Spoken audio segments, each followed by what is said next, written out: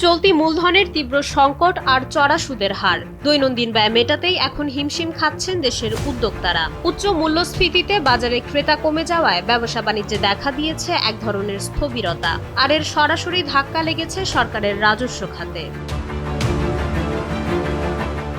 মন্দার এই চিত্র স্পষ্ট পুঁজিবাজারেও।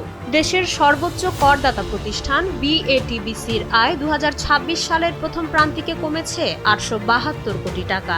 ইউনিলিভার, ওয়ালটন কিংবা রেকিট বেঙ্কিজারের মতো বড় বড় প্রতিষ্ঠানের মুনাফাতেও এখন নেতিবাচক ধারা। ব্যবসা কমায় ধস নেমেছে সরকারের পরোক্ষ কর আদায়ে। চলতি বছরের প্রথম প্রান্তিকে আমদানি শুল্ক কমেছে 6.3%, আর আমদানি ভ্যাট কমেছে 4%। চলতি অর্থবছরের প্রথম 9 মাসেই শুল্ক ও কর আহরণের ঘাটতি দাঁড়িয়েছে প্রায় 1 লাখ কোটি টাকায়, যা দেশের ইতিহাসে সর্বোচ্চ।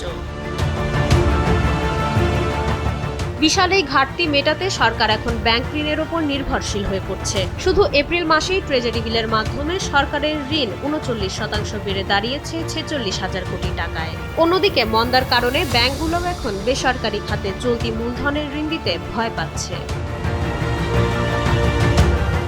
ব্যবসায়ী ও অর্থনীতিবিদরা মনে করছেন, বিদ্যমান করদাতাদের ওপর চাপ না বাড়িয়ে করের জাল বাড়াতে হবে।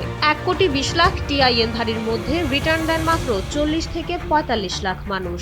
দীর্ঘমেয়াদে রাজস্ব বাড়াতে হলে ব্যাংক খাতে স্থিতিশীলতা ফিরিয়ে আনা এবং বিনিয়োগ বান্ধব পরিবেশ নিশ্চিত করার কোনো বিকল্প নেই বলে মনে করছেন সংশ্লিষ্টরা।